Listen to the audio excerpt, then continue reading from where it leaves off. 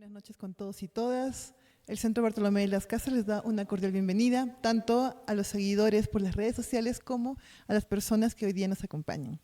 Como lo anunciamos ayer, esta noche tenemos una conferencia del doctor Óscar Guarteche. El tema es el Perú frente a la competencia entre China y Estados Unidos en el cambio de matriz energética. Y voy a presentar a Óscar. Óscar Guarteche Galarza realizó la licenciatura en Finanzas en la Fordham University de Nueva York, la maestría en Economía en la Escuela de Negocios de Londres de la London University y el doctorado en Filosofía e Historia en la University of Bergen. Fue profesor de asignatura en la Pontificia Universidad Católica del Perú entre 1980 y 2004, así como consultor internacional en el mismo periodo. Actualmente se desempeña como investigador titular C en el Instituto de Investigaciones Económicas de la Universidad Nacional Autónoma de México, en la UNAM, y director del Observatorio Económico de América Latina, OVELA. Invitamos a todos y todas desde ya a poder hacer preguntas, comentarios, consultas que tengan hacia Óscar a través de las redes sociales, igualmente a los asistentes que tenemos esta noche. Óscar, muy buenas noches. Adelante, por favor. Gracias. Buenas noches y gracias por la invitación.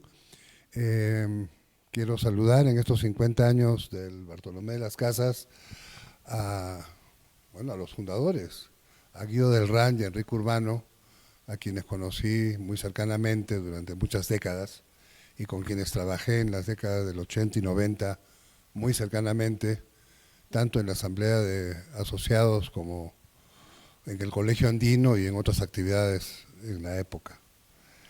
Que celebro mucho estar acá con este aniversario que es tan importante para el centro. De lo que vamos a hablar ahora es de la competencia entre las grandes potencias y el cambio de la matriz energética y dónde está el Perú entre eso. El punto de partida, algunos conceptos en el punto de partida, tiene que ver con la fractura de la globalización. La fractura de la globalización que se reconoce en el momento en que Estados Unidos, el presidente Trump, le declara la guerra económica a China, acusando a China de una serie de cosas análogas a las que se acusó a Japón en su momento, en la década de fines de los 80, y a Alemania en el suyo, en la década del 60.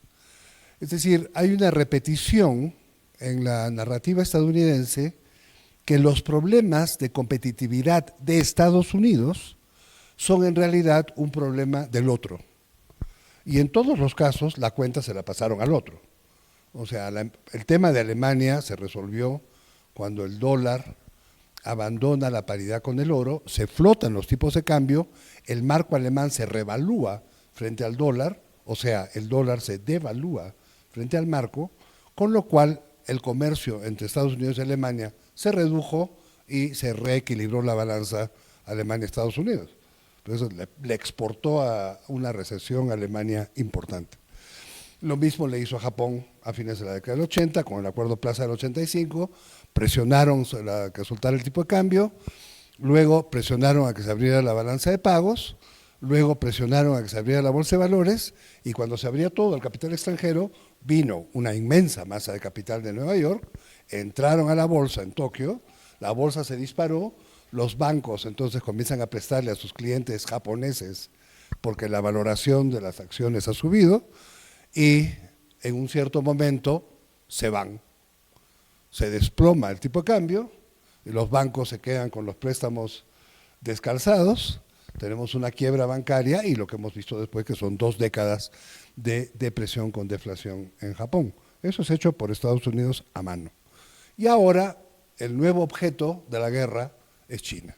Y con el mismo argumento, que han copiado las patentes, que se están copiando los productos, etcétera, que es en realidad un reconocimiento de algo que hemos visto en la historia del desarrollo. Inglaterra se desarrolla en el siglo XVII, fines del XVII y principios del XVIII, tomando la tecnología alemana de textiles. La toman, luego le ponen vapor y se produce la revolución industrial. Y luego regresan a Alemania a venderles las telas hechas en Inglaterra, más barato, con vapor, y cuando llegan a venderles estos, llegan con una teoría económica que dice que hay que tener libre cambio. Entonces, el libre cambio es para el comprador, no es para el comprador, no es para el vendedor, es para el comprador. Entonces, el comprador tiene que tener libre cambio, el vendedor tiene sus propias políticas. Dice Friedrich List en 1818, el libre cambio de los ingleses es una política de relaciones, no dice relaciones públicas, pero lo que quiere decir, de publicidad para el comercio británico. En todo caso, ahora Estados Unidos está haciendo lo mismo que Inglaterra entonces, o que lo que hizo Estados Unidos con Alemania después de la Segunda Guerra Mundial, que fue tomar la tecnología alemana, hacer la reconstrucción y producir los que hemos visto en la década del 50. Eso es tecnología alemana rehecha en Estados Unidos. Bueno, ahora es el turno de China. Ya pasamos por Corea, ya pasamos por Japón, ya pasamos por Inglaterra en el siglo XVIII y por Estados Unidos a mediados de la década del 50, ahora el turno de China. China toma la tecnología, aprende de la tecnología, hace tecnología propia y se lanza. En los últimos 30 años, 40 años. Estamos hablando del año 80, con Deng Xiaoping, cuando Deng Xiaoping dice que hay que tener una economía socialista de mercado y dice cuáles son las características de una economía socialista de mercado. Es exactamente contemporáneo al momento en que Thatcher dijo que no había alternativa y que Ronald Reagan habló de la economía basada en la oferta. Exactamente, son simultáneos, 79, 80, 81. El resultado, 40 años después, es lo que vemos en Gran Bretaña, que se ha convertido casi en un país en vías de desarrollo, lo que estamos viendo en Estados Unidos, que es una economía que crece en promedio 2%, y lo que estamos viendo en China, que se ha convertido en la primera potencia del mundo económica. Que dicen que no, porque lo miran en dólares corrientes, pero si lo pones en paridad de poder adquisitivo, como lo vamos a ver dentro de un segundo, desde el año 2014 China es la principal economía del mundo. Que no quiere decir que el PIB per cápita de China sea el más importante del mundo. Lo que quiere decir es que la economía de China es la más grande del mundo y por lo tanto es el principal socio comercial del mundo. En este marco es que Trump lanza su idea de que la globalización no funciona, que China está haciendo trampa y comienza a poner aranceles y prohibiciones. Ahí se fractura la globalización y comienza en Estados Unidos la narrativa de la desglobalización, que nosotros, sentados en el Perú, en Cusco, tenemos que reconocer que es la desglobalización de Occidente con la globalización de Oriente, como podemos ver en los autos que circulan por la calle. No hay que ir muy lejos para entender lo que está pasando con la globalización oriental, ni con el capital oriental en la minería. Entonces, si ese es el cuadro, tenemos una desglobalización de Occidente con una globalización de Oriente. Este avance oriental en este mundo fracturado tiene una pata muy fuerte puesta en el tema de la energía renovable. Y la pata puesta en la energía renovable es, digamos, el principio de algo que hace moverse a toda la economía. Así como el petróleo, el vapor hizo moverse a la economía británica en la Revolución Industrial. Y primero con las máquinas a vapor y luego con los ferrocarriles a vapor. Y luego tenemos el petróleo y luego tenemos la electricidad. Bueno, ahora tenemos las renovables. Ese es el ciclo actual tecnológico, es el ciclo basado en energías renovables. Los próximos 50 años de crecimiento económico estarán basados en energías renovables, tanto desde el punto de vista de la oferta, tipo de energía, como de la demanda, quién consume la energía o cómo se consume la energía. Esta nueva visión es el próximo ciclo económico y allí lo que tenemos es un Estados Unidos amarrado al petróleo. Estados Unidos, la principal exportación de Estados Unidos hoy día es petróleo refinado. Los principales clientes están en América Latina y también ahora, bueno, una vez que le puso las sanciones a Rusia, se ha convertido en el principal proveedor de Europa. Unos dicen que para eso es que se le pusieron las sanciones a Rusia. En todo caso, y para no desviarme, el tema de las sanciones económicas, si uno mira la lista de 26 países, 15 de los 26 son productores de petróleo. Entonces uno podría entender que las sanciones se colocan para subir el precio del petróleo en un periodo en el que el precio del petróleo está comenzando a bajar porque las energías renovables están comenzando a subir en su uso y en su generación en Oriente. Y Oriente es hoy día la parte más importante de la economía del mundo. Occidente ignora los avances tecnológicos chinos y los convierte en una amenaza geopolítica a la seguridad nacional porque se sienten amenazados en el liderazgo global. Su hegemonía está nuevamente cuestionada, esta vez no por Japón, sino por China. La competencia entre grandes potencias, porque ahora ya estamos hablando que en la fractura hay dos grandes potencias. Estados Unidos ha reconocido que China tiene liderazgo, le ha puesto las barreras y bueno, en ese escenario que Estados Unidos ha señalado quién es la otra potencia, nosotros todos analizamos dos potencias, no tres, no cuatro, no siete, dos. Dos potencias claramente definidas y la competencia entre grandes potencias es una característica clásica de las relaciones internacionales que tiene que ver con la política del poder. Es la contienda permanente, obligatoria, exhaustiva y exclusiva por la supremacía, por quién manda. Esa es la competencia entre grandes potencias. ¿Quién manda? Y si ustedes quieren ver Medio Oriente en esta óptica y pueden ver a Biden diciéndole a Netanyahu que pare la guerra y Netanyahu no para la guerra, vamos a ver cómo actúa China y para la guerra. Ahí está, ese es en concreto, en específico, cómo se ve esta contienda en Gaza, así se ve.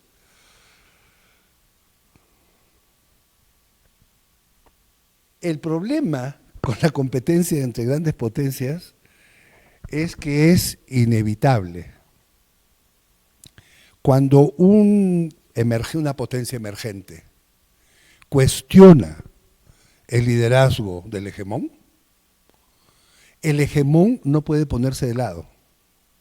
El hegemón no puede decir esto no es conmigo, esto es para mañana, no puede. Porque lo que están cuestionando es su capacidad, su poderío. Y entonces no tiene más remedio que reaccionar. Y en el momento en que reacciona, Trump le pone las medidas a China, lo nombra al otro como gran potencia. El emergente aparece como gran potencia. No apareció, miren, no aparece Rusia como la gran potencia emergente, sino China. Y tú dirías, no, es que Rusia con Ucrania, esa es la otra potencia. No, la potencia mencionada, señalada de manera reiterada, es China. Y todo el tiempo la referencia es a China. En el debate político entre Estados Unidos, entre Trump y Kamala Harris el otro día, todo el tema fue China. Quien está aquí, el señalado, el nombrado, es China. Entonces China es el que está ahí y ellos no pueden dejar que China pase. Dijo Catalina la Grande en su momento, cuando se partió Polonia, entre Rusia, Austria y Prusia, que quien nada gana, pierde. Entonces ahí, si Estados Unidos no gana, el solo hecho de que no gane lo convierte en perdedor.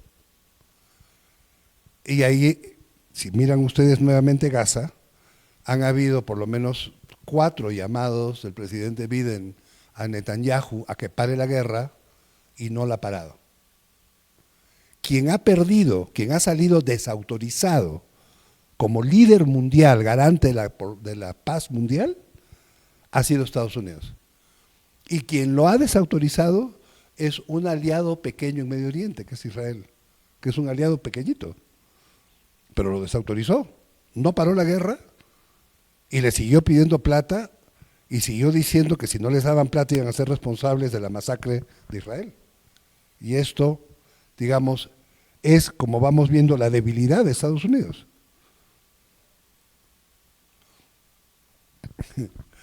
Entonces, las grandes potencias no compiten con otros. Si ustedes se fijan, nadie está compitiendo con Rusia. Nadie. Nadie habla de que Rusia es la amenaza, ¿no? No. Rusia está haciéndole la guerra a Ucrania. Ahí está. No hay problema, le hace la guerra a Ucrania. Es una guerra lateral. La guerra frontal es China, Irán, Israel, China, Irán, Palestina, y al otro lado Estados Unidos, Israel. Ahí está la guerra, esa es la guerra frontal. Y esos son los actores. Ahora, las grandes potencias parten con una ventaja conmensurable sobre las que no lo son. Por el tamaño, la diversidad de sus capacidades, tienen tanta capacidad para hacer cosas distintas que se pueden enfrentar en distintos planos.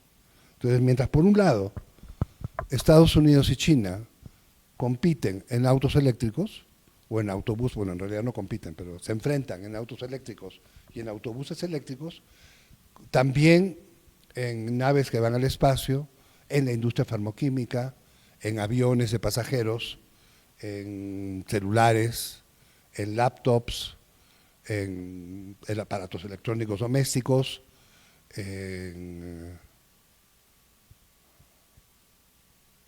y en energías renovables, en generación, en equipo que genera energías renovables, eólica y solar, y en equipo que la consume, incluyendo los focos de luz. Solo ellos pueden enfrentarse en todos esos planos. Y cuando no se pueden enfrentar, es que el líder comienza a reconocerse como un líder amenazado. Y ahí es donde se siente amenazado. Entonces son pares, tienen que ser pares, y tienen la amenaza existencial, pues. Sienten que pueden ser conquistados, que pueden ser ocupados. O sea, recuerden ustedes la guerra entre Atenas y Esparta. El problema en la guerra entre Atenas y Esparta era que los espartanos fueran a invadir Atenas. Y en esa guerra, tremenda guerra, mueren todos y Tucídides dice, yo voy a derrotar a los espartanos, porque nosotros los atenienses, somos los que dominamos acá. Y le hace la guerra y pierde. Y así pasa, ¿no? Así son las sucesiones. Y se ocupan los territorios y se desplazan. Ahora probablemente ya los territorios no se ocupen como tal. Si bien habría que ver. La disputa es en cómo se distribuye el poder y el estatus. El poder y el estatus son bienes posicionales y no se pueden compartir. O sea, o tienes poder o no tienes poder. O tienes legitimidad o no tienes legitimidad. Y si Estados Unidos pierde legitimidad como la ha perdido en Gaza, ¿quién gana la legitimidad? Y ahora vamos a ver, si el análisis es correcto, lo que vamos a ver es cómo China gana la legitimidad logrando la paz en Palestina. Si el análisis es correcto. Si el análisis está equivocado o necesita ajustes, vamos a ver si logran la paz. Pero una potencia solo mejora su poder a costa de la otra. O sea, Esparta conquista Atenas y se convierte en la gran potencia. Si no hubiera conquistado Atenas, no se convierte en la gran potencia, y Atenas hubiera seguido siendo la gran potencia. Pero, dice Fred Hirsch, la competencia posicional es un juego de suma cero. Lo que ganan los ganadores, lo pierden los perdedores. La competencia se divide en partes separables. Está la militar, está la económica, está la científico-tecnológica, está la diplomática y está la cultural. Son las más importantes. China, en este momento, lleva la delantera en la económica, en la científico-tecnológica y en la diplomática. No tiene la delantera en la cultural y tampoco la tiene en la militar.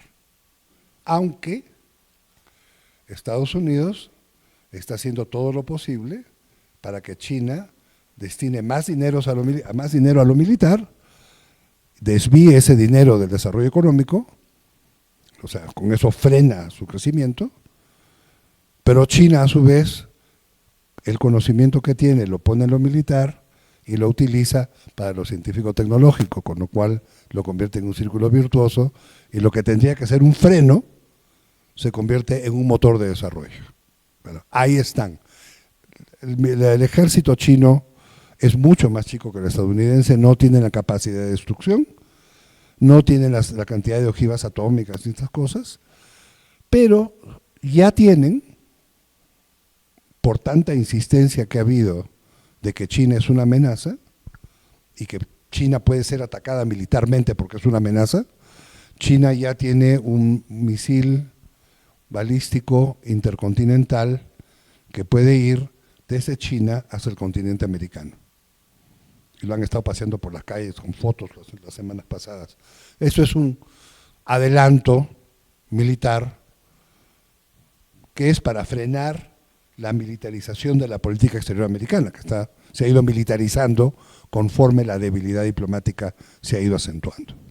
En América Latina, la debilidad diplomática se ha notado en la presencia creciente de la generala Richardson, que se pasea por acá diciendo todo esto es nuestro y nosotros esto lo vamos a garantizar para nosotros, ¿no?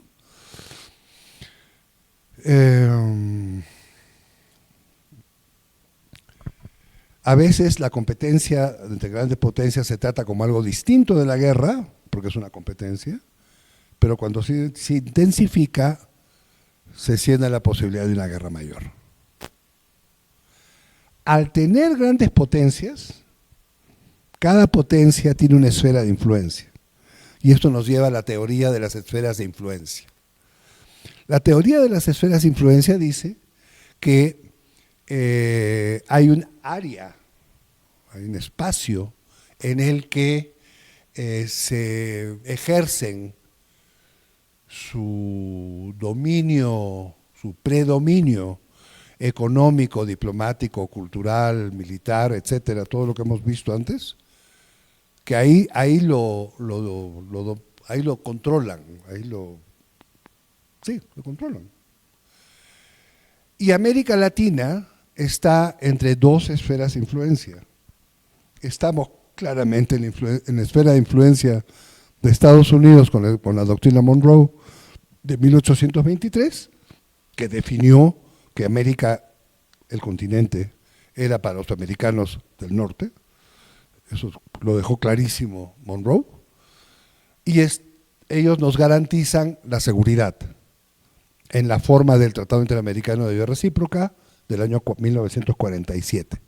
Y con esos argumentos, nosotros somos cuidados y hay acuerdos militares entre nuestras Fuerzas Armadas y los Estados Unidos, se hacen operativos como el UNITAS, de la Marina, hay unos que se hacen del Ejército, otros de la Fuerza Aérea, otros de la Policía Antidrogas, son todos acuerdos militares regionales para garantizar la seguridad hemisférica. Al otro lado está la esfera de influencia china, que se ha convertido en el principal socio comercial, el principal inversionista extranjero y el principal acreedor de gran parte de los países de América del Sur, si es que no de todos, menos de Colombia. Colombia es aparte. Esto nos coloca así.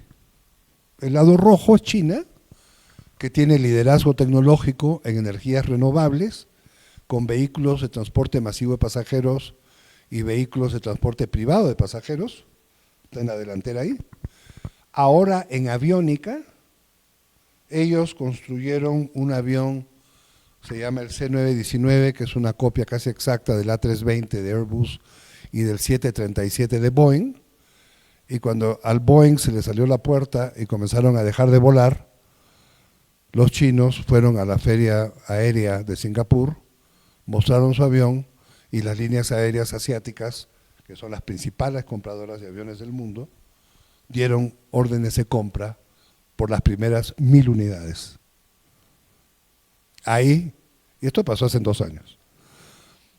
Ahora la empresa Comac, que es la que está fabricando estos aviones C919, está trabajando en un avión de cuerpo ancho, en el equivalente de un 787 o de lo que es un 350, creo que se llama, 350, sí, se llama en Airbus, un Airbus 350.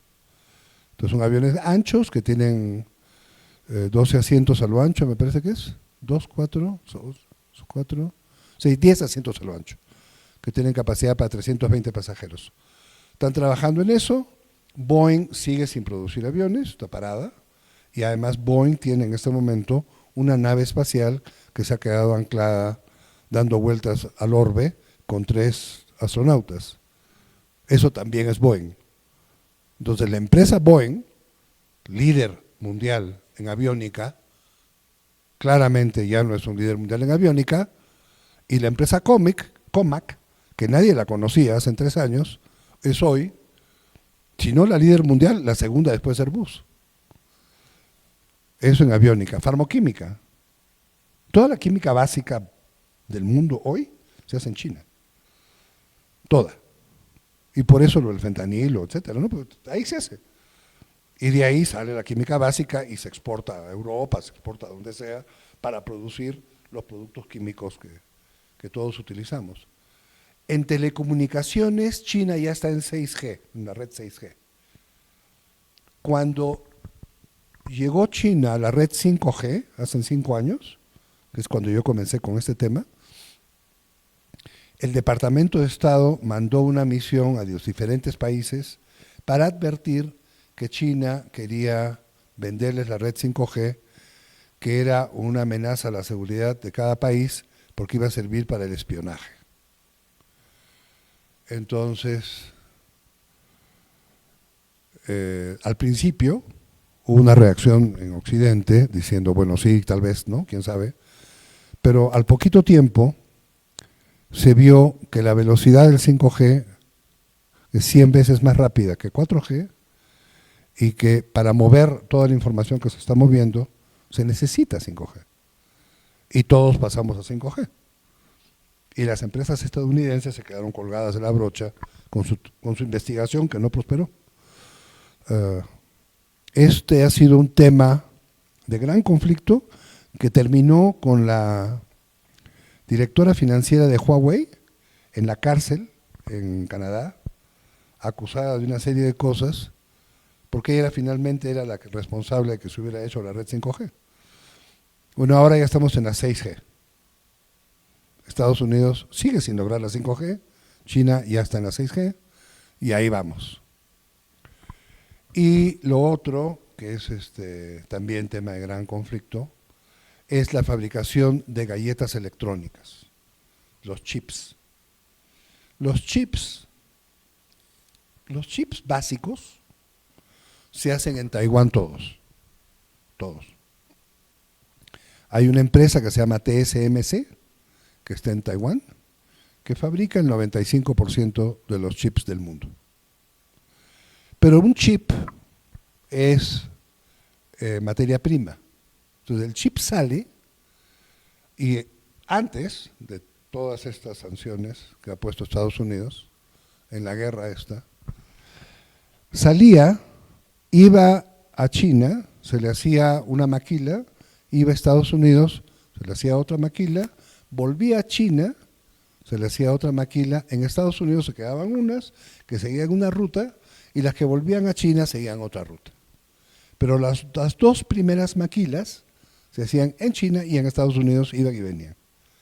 Cuando Estados Unidos hace la guerra, ya no vuelven. O sea, si China manda a Estados Unidos, ese chip ya no regresa. Entonces ya no lo puede mandar. El objeto fue retrasar, porque le habían sacado el 5G. Entonces había que retrasar a China en su avance tecnológico con la parte física, no el software, la parte física, la galleta.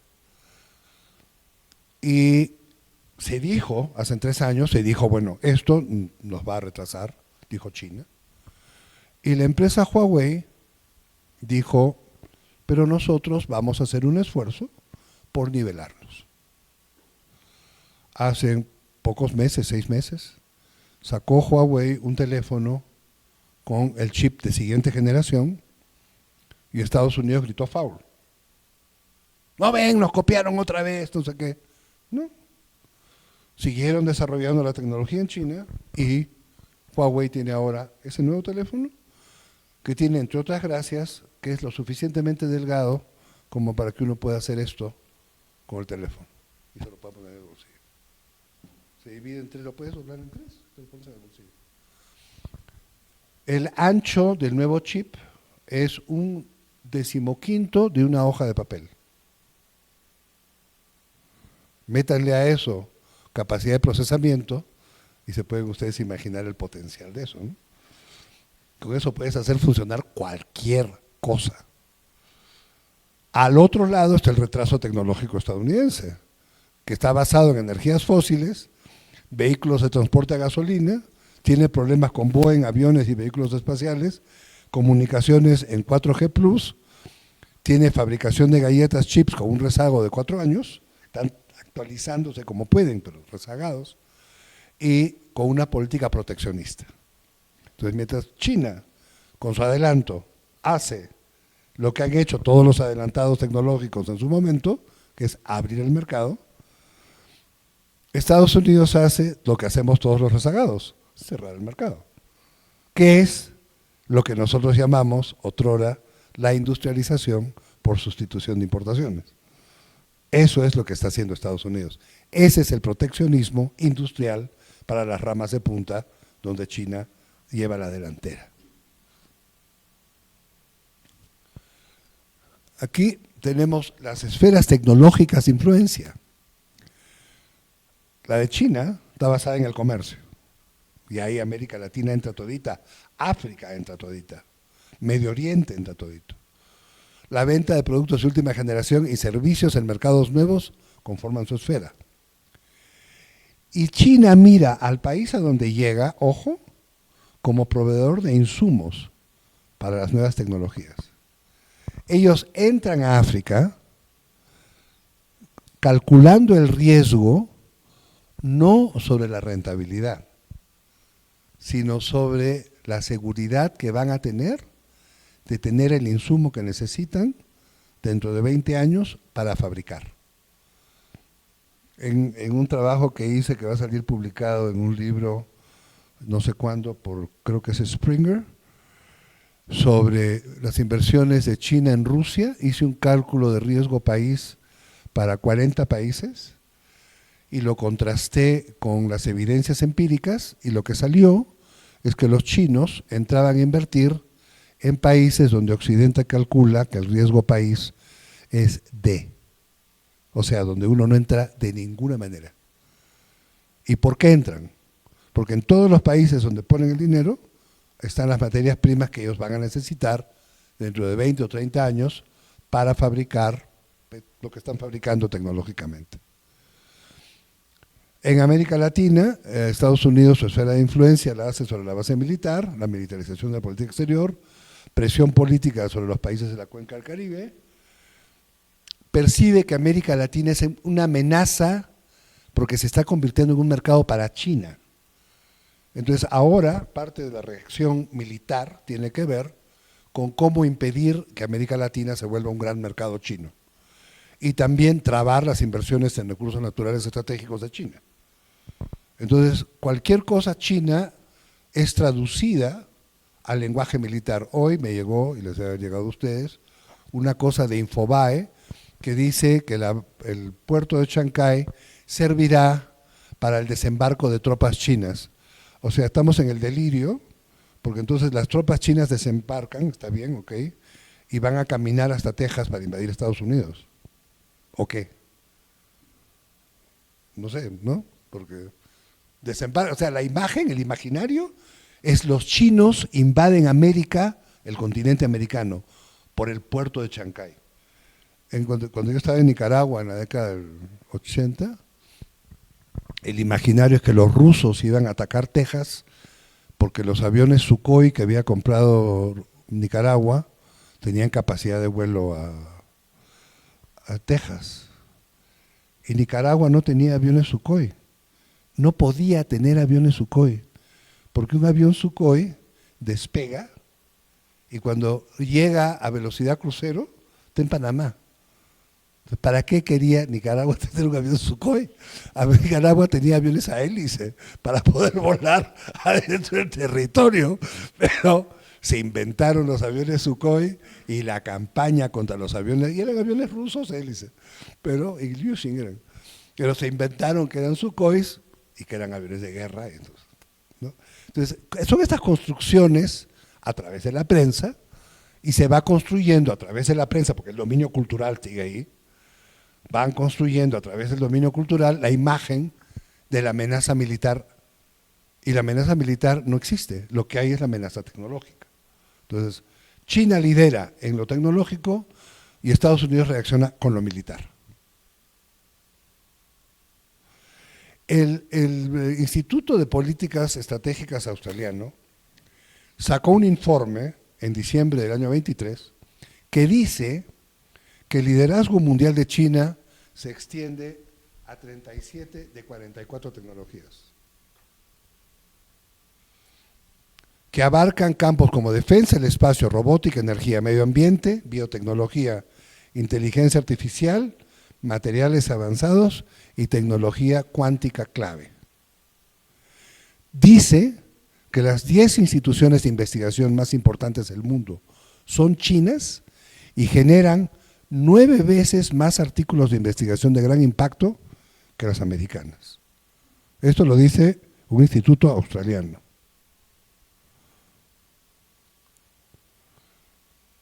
En el lado de la oferta, la matriz energética, que es uno de los grandes temas de liderazgo chino,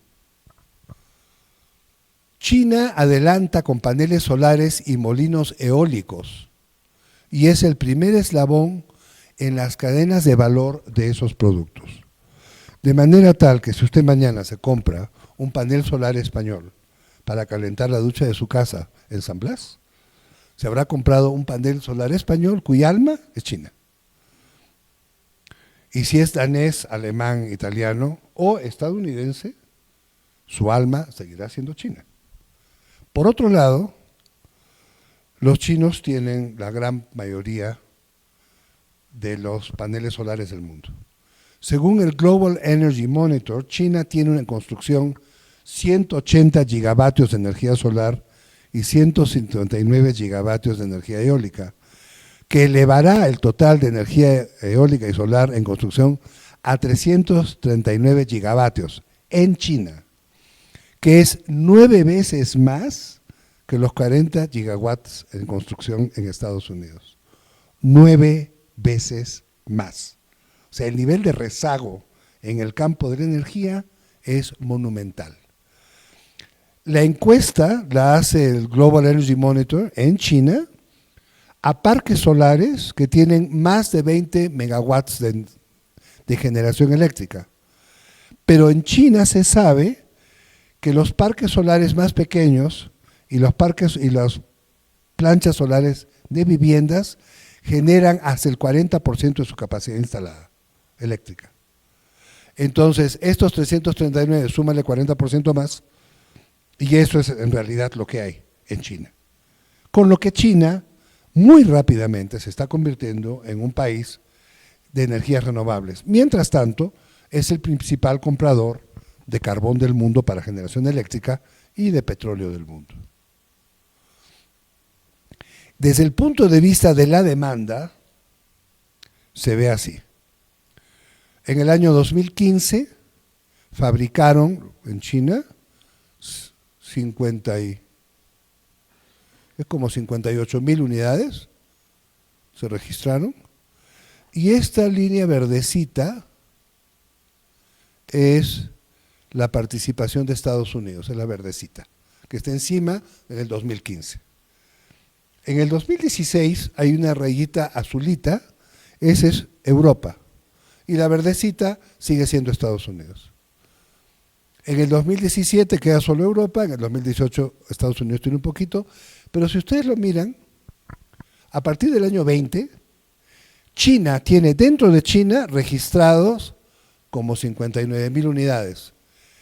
Y unidades chinas, incluidas fuera de China, es donde está el punto que es como 70.000, que es ese punto flotante que está arriba. Esos son buses chinos vendidos afuera de China. Si se fijan, en el año 21 que cae el comercio, bueno, se cae, pero en China siguen registrando más buses y la venta en el exterior proporcionalmente crece, en el 22 y en el 23 más. ¿Por qué se venden menos buses eléctricos en China cada año? Porque ya llegaron. La última vez que yo miré un número era como 600.000 autobuses y eso fue como el año 20.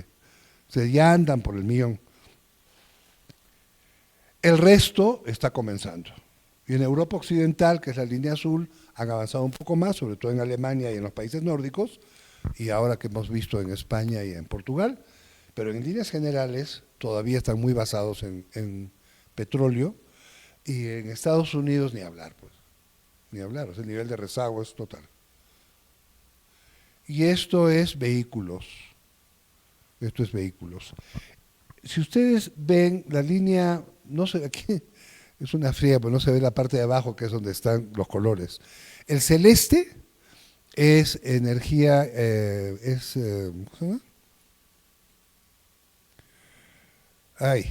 Estos son totalmente eléctricos, son los celestes dentro del mundo. Los azules son híbridos. Los verdes tienen que ver con alguna otra cosa renovable, que es un renovable seguramente a gas o con etanol, ¿no? Pues otros renovables que no son ni los híbridos ni los eléctricos convencionales. La línea roja del año 23, que está aquí, del año 23 al año 28 es una proyección, es lo que se llama la proyección principal. Y la proyección acelerada, porque los datos firmes son hasta el 22, están más a la derecha, es aquí donde está esta flecha. Bueno, en la moderada, los vehículos eléctricos que se proyectaron acá, están acá. En diciembre del 23, el total de vehículos eléctricos vendidos en el mundo llegó a 580.000 unidades, me parece. Mucho más arriba de las 390.000 unidades que esperaban tener para el año 23. Entonces, ha cambiado la curva. Mientras tanto, hay la campaña en Occidente, que hay una caída en la venta de autos eléctricos, que nadie quiere autos eléctricos, pero el dato es ese. Esto sale del International Energy Agency de París.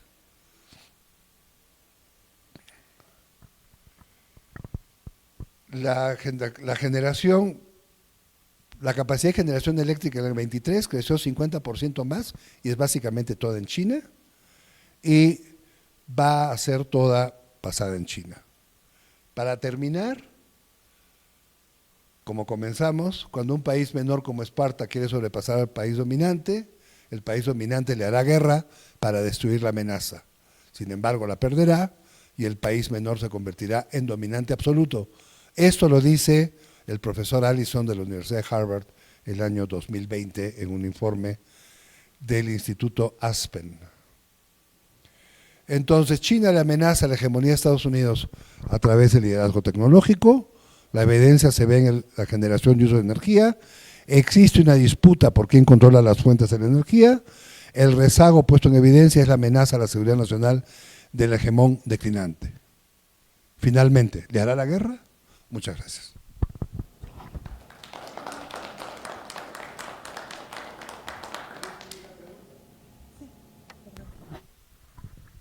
con las preguntas.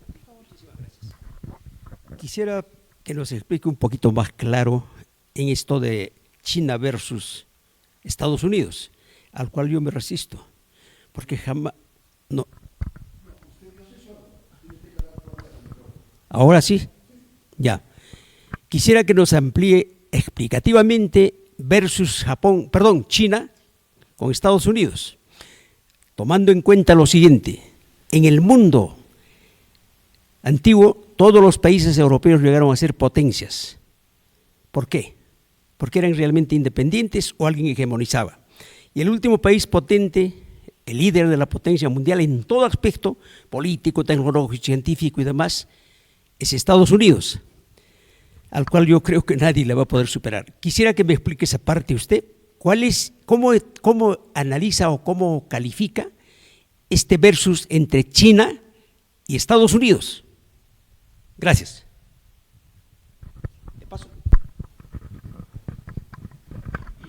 Creí que había pasado los últimos 60 minutos haciendo eso, ¿no? ¿Sí? ¿Eso fue lo que hice? Sí, eso es lo que he hecho. Si tiene alguna duda, mire atrás. Mire el gráfico. No me mire a mí, mire el gráfico. El rezago tecnológico estadounidense en energías es la madre de la debilidad estadounidense. La forma como se ha expresado el rezago tecnológico y la debilidad estadounidense ha sido con la declaración de la guerra comercial que Estados Unidos le hizo a China en el 2018.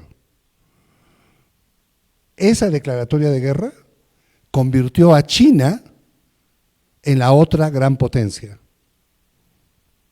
Estados Unidos nombra a China su amenaza, no nombra a Rusia su amenaza, nombra a China su amenaza. En el debate entre Kamala Harris y Trump, la semana pasada, todo el debate fue sobre China, todo el debate, porque la gran amenaza para Estados Unidos a su liderazgo es China. ¿Y por qué es la gran amenaza? Porque, como acabo de señalar, dice el Australian Strategic Policy Institute, el líder mundial de China se extiende a 37 de 44 tecnologías y abarca campos tecnológicos cruciales como defensa, espacio, robótica, energía, medio ambiente, biotecnología, inteligencia artificial, materiales avanzados y tecnología cuántica clave. Y los 10 instituciones de investigación más importantes del mundo son chinas y generan 9 veces más productos, ¿dónde está? 9 veces más artículos de investigación de gran impacto que Estados Unidos. Entonces, pues, hay un problema de rezago. El problema de rezago está sobre todo anclado en el tema de la energía. La insistencia de perseverar en energías fósiles yo creo que está haciéndole mucho daño a Estados Unidos, pero yo no veo todavía cómo quieren darle la vuelta al tema. Porque por un lado, la presión de los petroleros dentro de Estados Unidos es muy grande y está muy amarrada a los republicanos, pero también a los demócratas. Entonces, Biden ha hecho lo que ha podido por tener un poco más de energías renovables, y algo han hecho, pero han cometido errores crasos. Un error craso es decir que no se puede importar a partir de, creo que es octubre, ningún vehículo que tenga un chip, escucha, un chip de origen chino. Entonces, los vehículos estadounidenses armados en Estados Unidos por marcas estadounidenses no van a poder usar los chips chinos y son los únicos que están haciendo chips para vehículos eléctricos. De la misma manera que China es el único país que tiene un proceso de transformación de litio para hacer baterías eléctricas. Nadie más. Entonces, si tú dices, yo no quiero que los chinos se metan en litio, perfecto. Ven, invierte. Pero no vienen a invertir. Pero segundo, si invirtieran, que es el problema que tenemos en México, no tienen la tecnología para hacer la batería. Entonces, y ese es el problema del rezago, es un problema, ¿saben cómo que es? Es como llegar a los 70 años. ¿Sabes lo que tuviste? sabes que ya no, sabes que lo que tienes por delante es qué vamos a hacer, pero tienes que tener el reconocimiento y por lo menos la altura de decir, bueno, pues ya pasó y ahora que venga lo que sea. Pero en el caso de las potencias, nunca pasan así. O sea, las potencias, cuando Gran Bretaña le pasó a Estados Unidos la posta, se la pasa porque había perdido la capacidad económica. Si Estados Unidos atropelló a Inglaterra en varios sentidos, cuando financia la Primera Guerra Mundial, Gran Bretaña se le queda debiéndole lo militar del triunfo de la Primera Guerra y se quedó la deuda abierta. Cuando llega la Segunda Guerra, esa deuda no había sido pagada. Inglaterra, Churchill le manda la carta a Roosevelt, la famosa carta de diciembre del 40, le dice, necesito apoyo para la guerra, dice, no te puedo prestar porque tú no me devolviste nunca la plata del año 18, pero te voy a dar los equipos y tú me los devuelves intactos. Y el año 45, Estados Unidos le dijo a Inglaterra, bueno, tú no me has devuelto las cosas intactas, hazme el favor, por favor, de poner tus cuentas en orden, y Gran Bretaña tuvo que deshacerse de las colonias. Así es como le quitó el control de las colonias Estados Unidos a Gran Bretaña. Y a Alemania se lo quitan Inglaterra y Estados Unidos juntos con Rusia y le quitan la tecnología. Y cada quien se lleva su parte de la tecnología y hace lo que tiene que hacer con la tecnología. Y ahora cada uno ya pasó su ciclo. Los rusos parece que están en un ciclo nuevo, no sé. Los americanos deberían de estar, pero no parecen estar al día, a la velocidad. Porque el tema aquí es un tema de velocidad. O sea, ¿a qué velocidad llegas con la nueva tecnología al mercado? Y a qué velocidad te colocas y controlas el mercado. Y claramente hay un problema. O sea, yo no sé este aparato qué cosa es, pero seguramente todo el alma de esto es chino. Y hace 20 años, cuando yo dicté aquí, el alma de esto era japonés.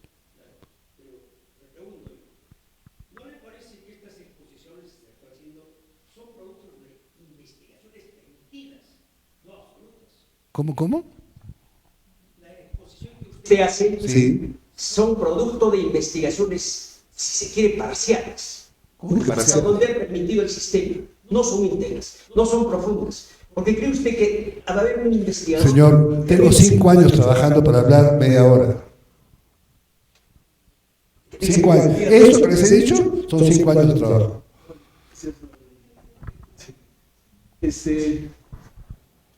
En la exposición, doctor Oscar Ugarteche señaló de que el enfrentamiento, un poco Fuerte, porque soy sordo.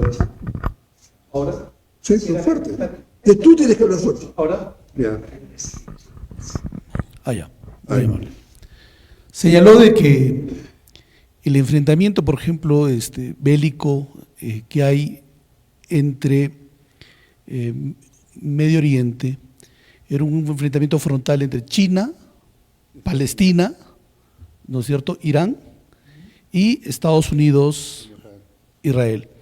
Y no así Ucrania con el tema de la guerra con Rusia. Pero un poco la guerra de Rusia con Ucrania trae cola, se cierra el mercado de la venta del petróleo y gas con Europa, ¿no? Con toda Europa. Y Europa, ese respaldo de Estados Unidos, ¿no? También un respaldo, no solamente, ahí está la OTAN prácticamente, sino también un respaldo comercial y un aliado militar. Yo le quería hacer la pregunta, ¿por qué? A mí me causó una intriga, llega a ser el enfrentamiento, si se puede decir, más importante en el tema, tema, ¿no?, de ese enfrentamiento frontal. Y segundo, es cuando usted señala y dice, bueno, Estados Unidos le dice a Netanyahu, ¿no?, para la guerra Palestina, y Netanyahu usted dice, bueno, ha perdido la credibilidad, no le ha hecho caso, etcétera. Pero no, más bien es una hipocresía del gobierno norteamericano, porque le dice no haga la guerra, pero le sigue vendiendo armamento.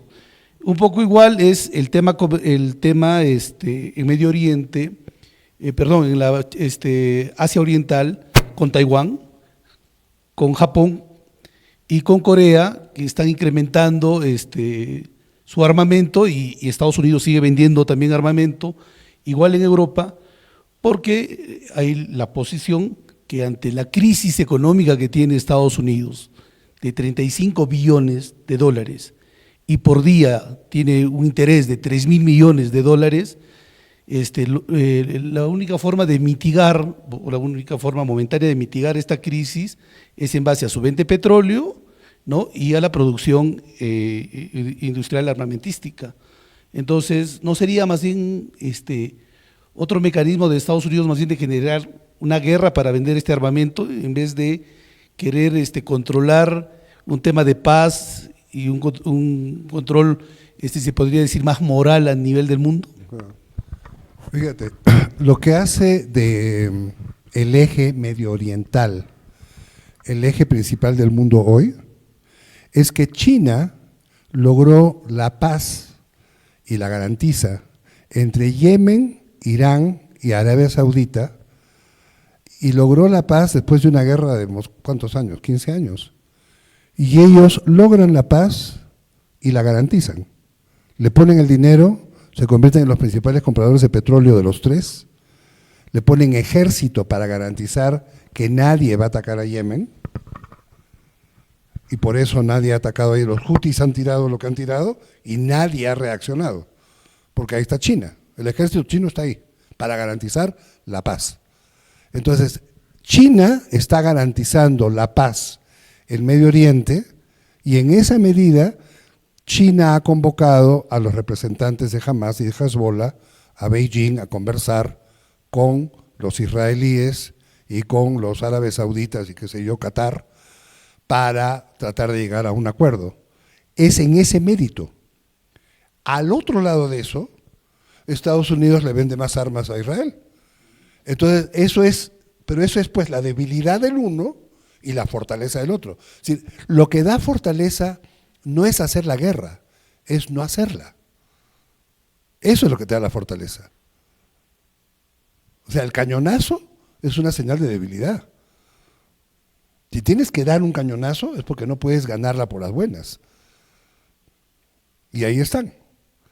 Y estamos en una situación privilegiada, como digamos, estamos vivos en un momento de la historia que es muy importante, porque hemos visto en el siglo XX el ocaso del Imperio Británico, y ahora estamos, me parece, mirando el ocaso de Estados Unidos, del Imperio estadounidense.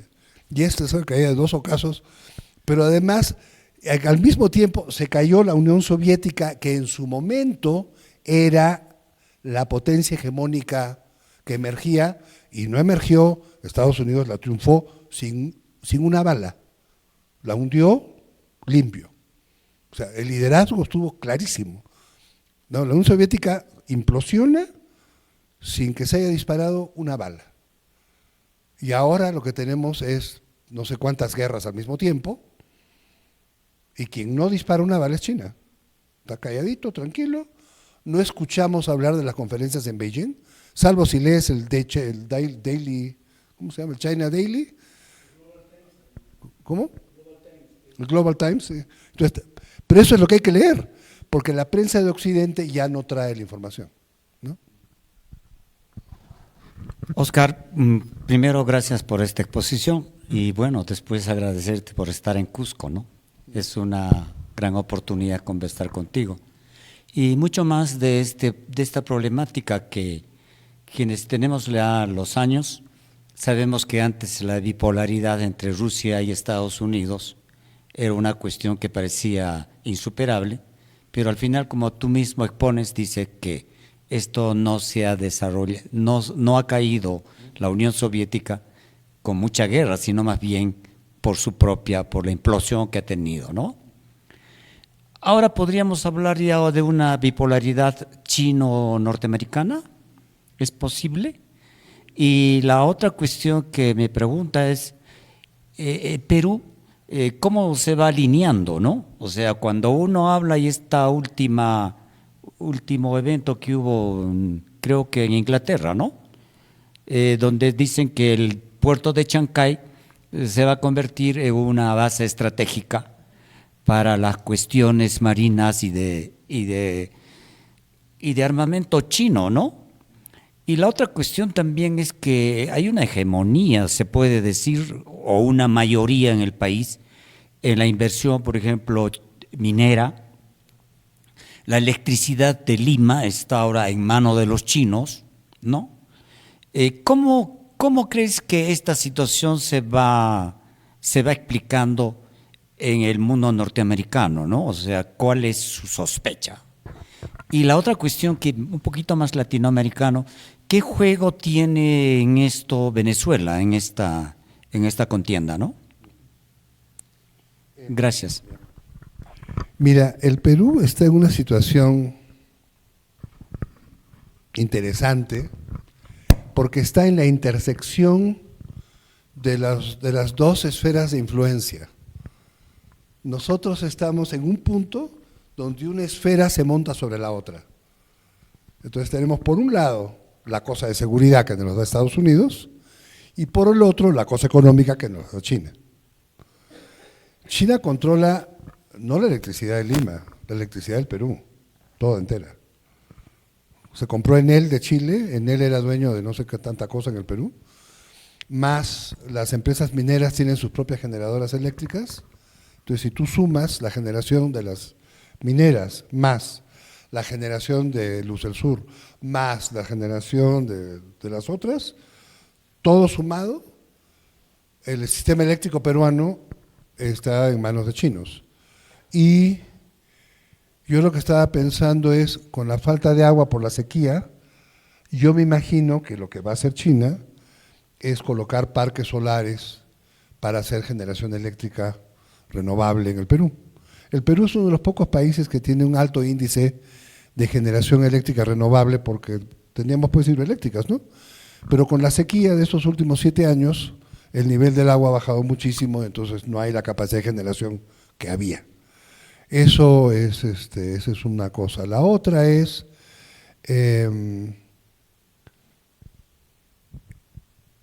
el lado de la demanda energética, el Perú no ha movido un dedo. Entonces, los vehículos, no hay ninguna política para sustitución de transporte masivo de pasajeros, transporte privado de pasajeros, transporte de carga. Los trenes y los autobuses y los camiones son diésel y los automóviles son a gasolina. Eso no se ha movido. Entonces tenemos la generación limpia, pero el otro lado lo tenemos todavía sucio. Lima tiene más contaminación que Ciudad de México, bastante más contaminación que Ciudad de México, porque en México vienen haciendo políticas de limpieza del aire hace más de 15 años. Santiago de Chile ya cambió su flota de autobuses, Bogotá la está cambiando, y Lima no ha hecho nada, nada. Y el gobierno peruano, ya no el gobierno municipal, el gobierno nacional no ha hecho nada. Entonces, si tú me preguntas qué hace el gobierno peruano con la energía, la respuesta es nada. Quien ha hecho es China. Y quien probablemente vuelva a ser sea China, quien va a decir, aquí están mis autos híbridos, y mis autos híbridos tienen este precio, y si ustedes compran mi híbrido, va a ser mejor. Pero en el Perú el híbrido también se hace a gas, gasolina-gas, no solamente gasolina-electricidad. Entonces, el híbrido peruano va a ser un híbrido medio raro, ¿no? Pero en todo caso no está masificado. No está masificado y entiendo que quieren poner una planta de autos en Chancay. Que Chancay no es para poner ni una base militar ni tonterías, sino es para hacer autos, autobuses, camiones para la costa pacífica de América del Sur, que se necesita. Y el Perú está al medio de la costa pacífica. Entonces, Chancay está al medio, o sea, entre Colombia y Chile, Chancay está al medio. Entonces, poner ahí una fábrica de camiones o autobuses sería estupendo. BID tiene 3 fábricas de autobuses en Brasil y una fábrica de baterías para autobuses. Y está en el proceso de poner una fábrica de autobuses en México, con protesta de Estados Unidos y está poniendo varias fábricas de autos eléctricos en Aguascalientes, con protesta de Estados Unidos. Vamos a ver qué más pasa, porque si Estados Unidos protesta mucho, el gobierno mexicano hará lo que ya hizo con la mina de litio, es decir, esto no va y se lo quitan, ¿no? Entonces, no sé, ahí estamos.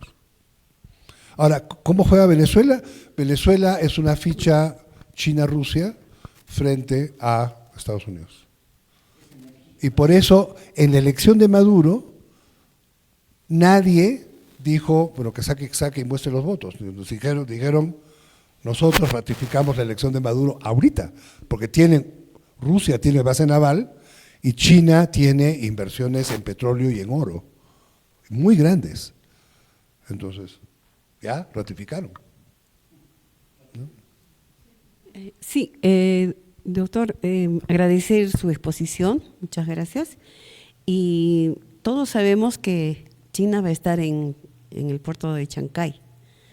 Eso ya es algo que ya tenemos conocimiento, pero también de ahí se notició que otro puerto iba a ingresar a Estados Unidos hacia la zona de Arequipa.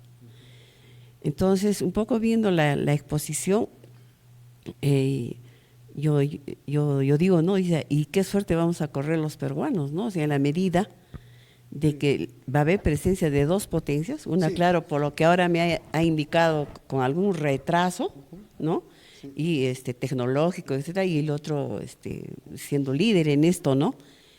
Y con los problemas nacionales que tenemos, ¿no? O sea, es complicado el tema, porque uno puede pensar hasta que puede haber ahí una ruptura hasta territorial en términos de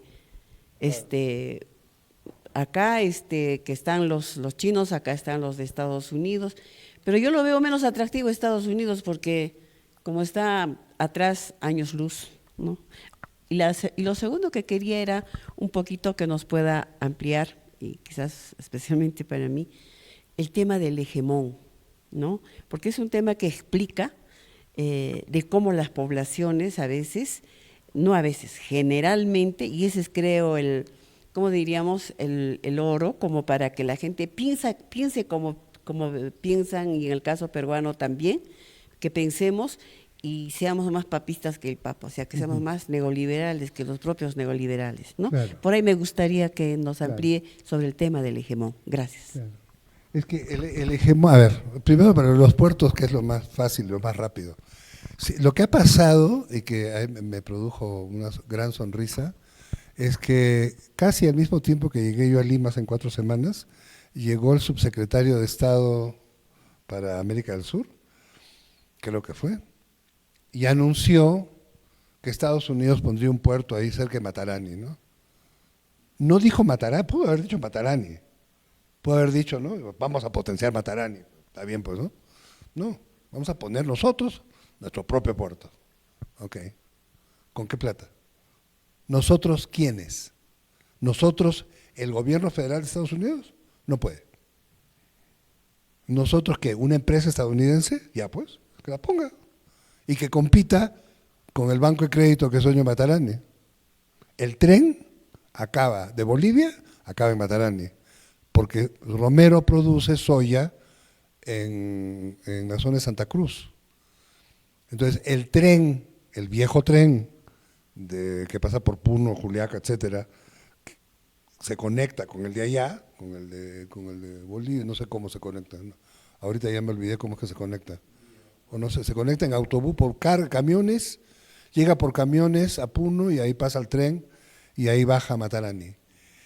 Ese tren básicamente es para los Romero, es para la soya de los Romero, el puerto de los Romero.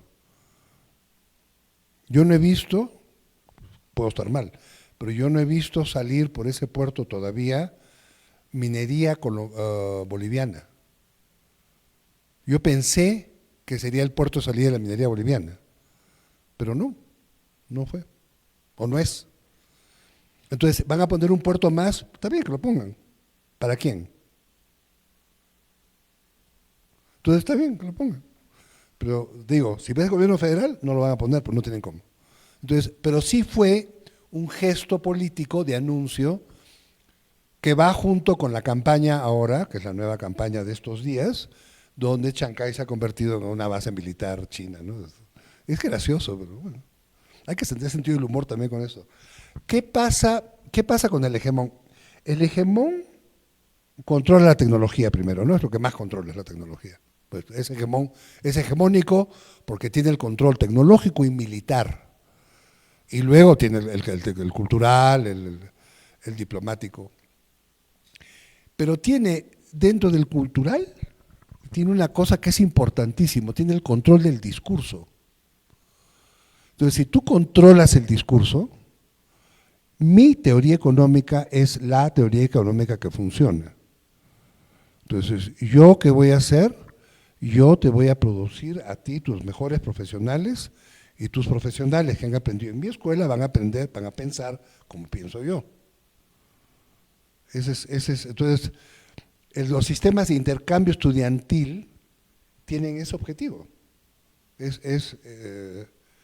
Digamos, no es adoctrinar, no es la palabra, pero es amoldar la forma de pensar del estudiante a la forma de pensar de los profesores del estudiante.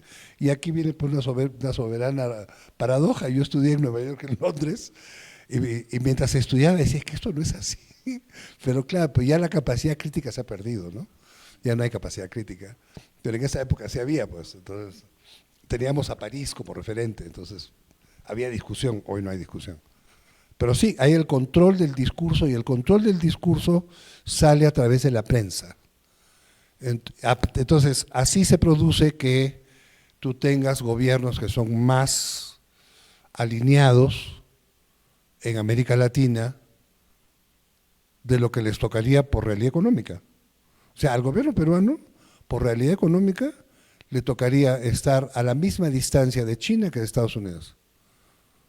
Y la opción del gobierno peruano es tropa estadounidense adentro del Perú en la selva, es una presencia muy grande de la embajada americana en la vida política peruana, y es, yo creo, una presencia muy fuerte en los proyectos de desarrollo. O sea, AID tiene pocos proyectos, pero son proyectos muy importantes en las zonas de producción de droga. Y eso es una forma de presencia que es bastante más que generosidad, ¿no?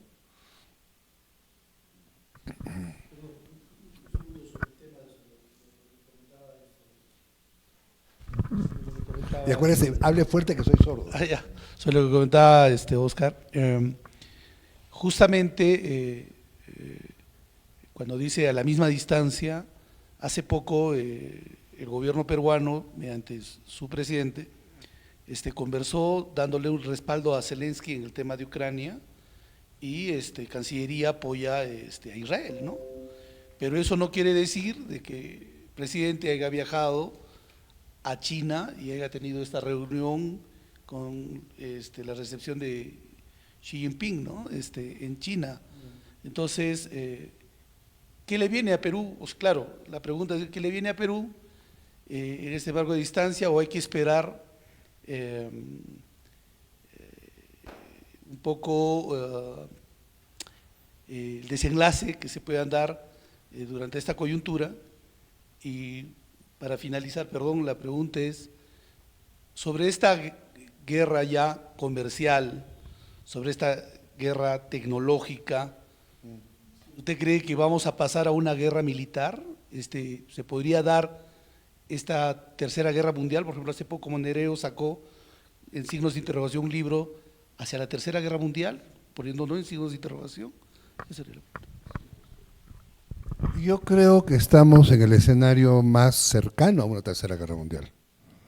O sea, si la OTAN, como OTAN, ataca a Rusia, Rusia va a responder con el respaldo de China. Y China habrá perdido su neutralidad. Entonces, yo creo que parte de estos actos de provocación son para sacar a China del lugar que tiene y ponerlo en un lugar bélico.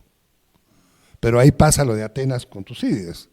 Lo pones en un lugar bélico ¿Y hace cuántos años que Estados Unidos no gana una guerra? ¿60? ¿70? Entonces, se mete a una guerra que va a perder. Y el centro es Irán.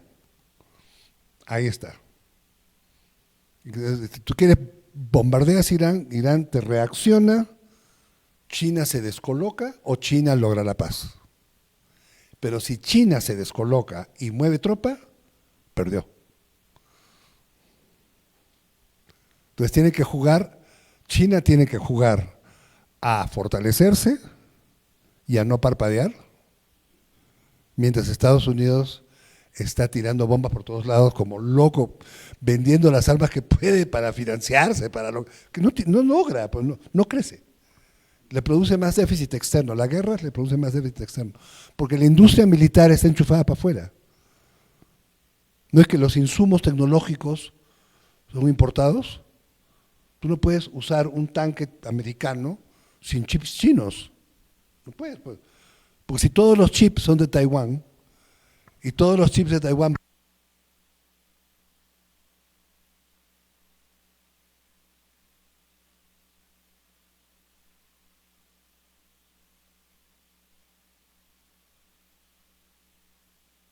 con el queso francés recibe un subsidio, ¿cierto?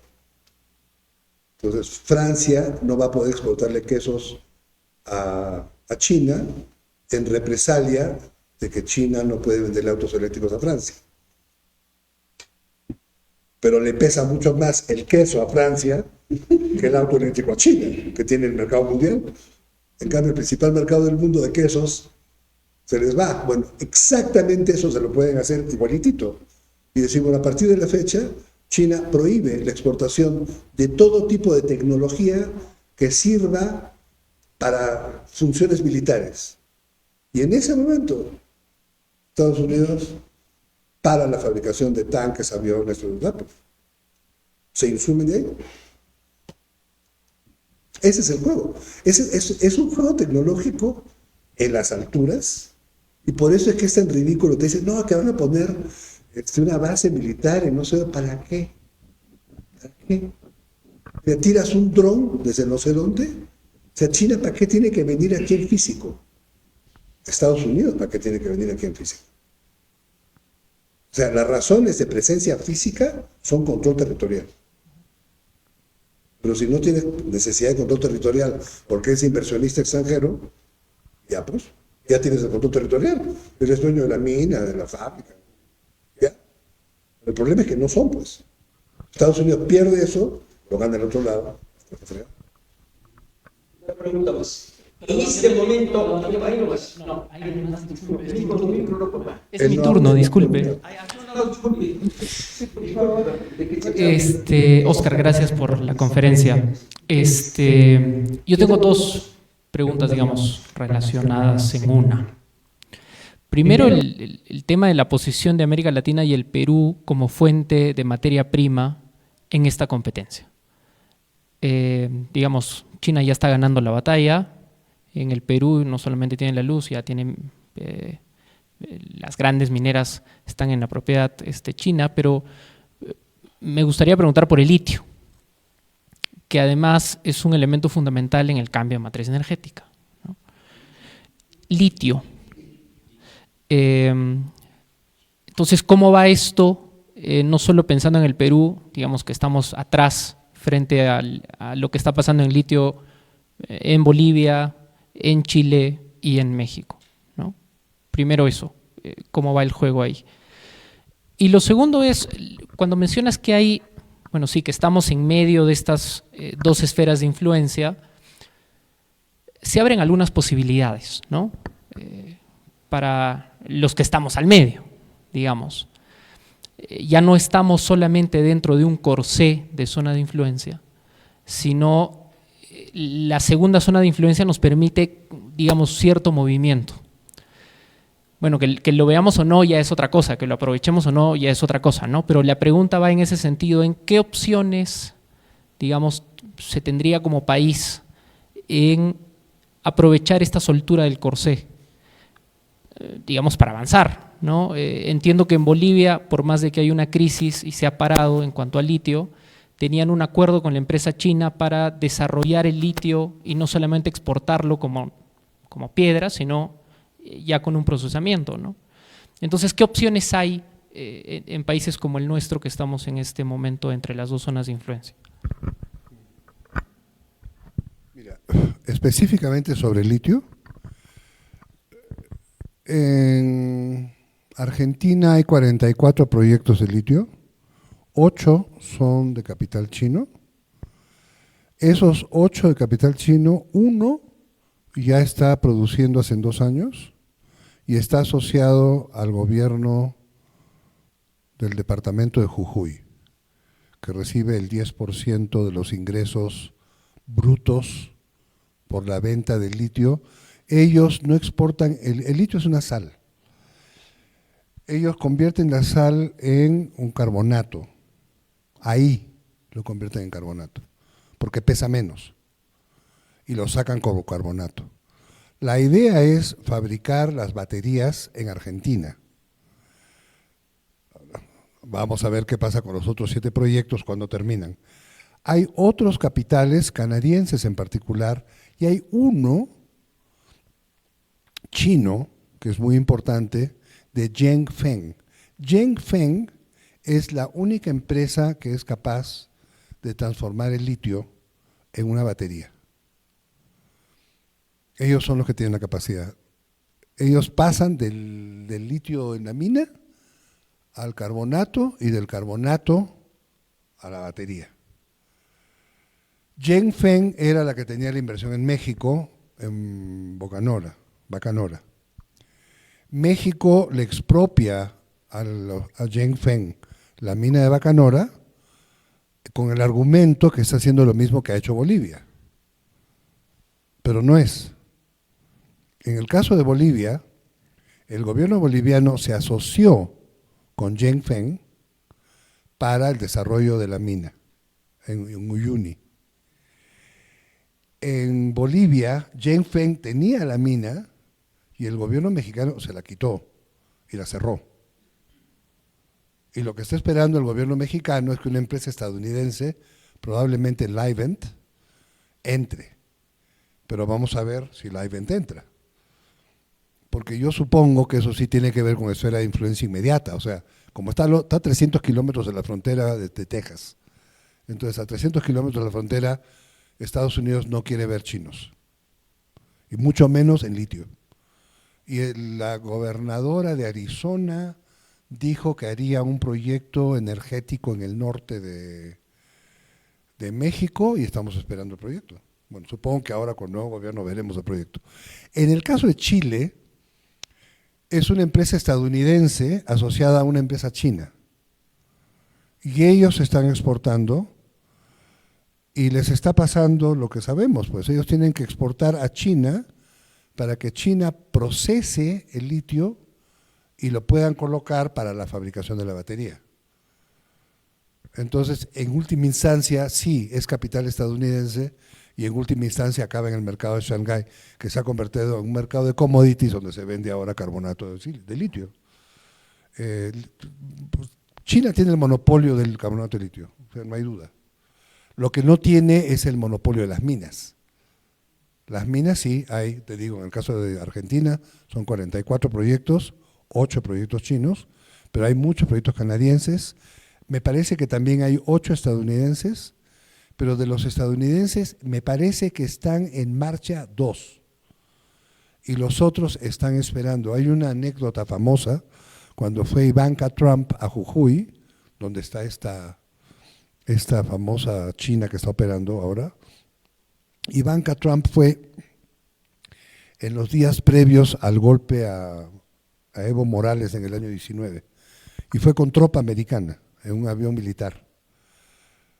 Fue para la inauguración de una autopista que la había financiado el Banco Interamericano, no sé qué. Y entonces ella le dijo al gobernador de Jujuy que vería con buenos ojos, Estados Unidos vería con buenos ojos que el gobierno de Jujuy no le permitiera a China el desarrollo de sus minas. Y el gobernador lo dijo con mucho gusto. ¿Ustedes cuánto ponen? O sea, nosotros le decimos a los chinos que se vayan, pero ustedes cuánto ponen. Ahí terminó la conversación, ella se fue, el ejército se quedó y vino el golpe y se acabó la historia. Esto fue así.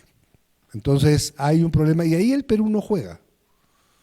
El Perú no juega así. Yo creo que el Perú juega en materias raras, no en litio, sino en minerales raros que están con el cobre. Y que nosotros no estamos viendo porque somos el Perú, pero si tuviéramos un ojo más aguzado, tendríamos bastante más control sobre lo que se está exportando para calcular los precios de lo que se está exportando.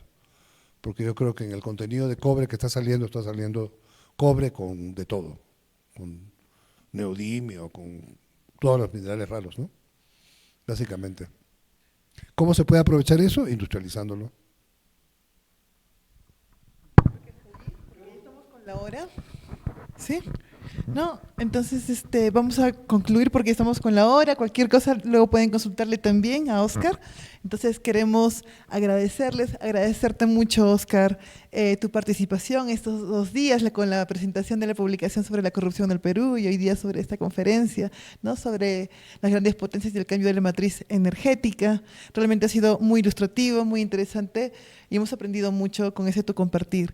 Desde el CBC queremos agradecerte ello y también recordando que tú has sido parte de la Asamblea de Socios del Centro Bartolomé Las Casas y justamente en el marco de los 50 años del Centro Bartolomé está hoy presente Oscar con nosotros, así que es una gran alegría, un gran gusto poder compartir este espacio en nuestro aniversario, Oscar. Bueno, muchas gracias a todos, a todas, buenas noches.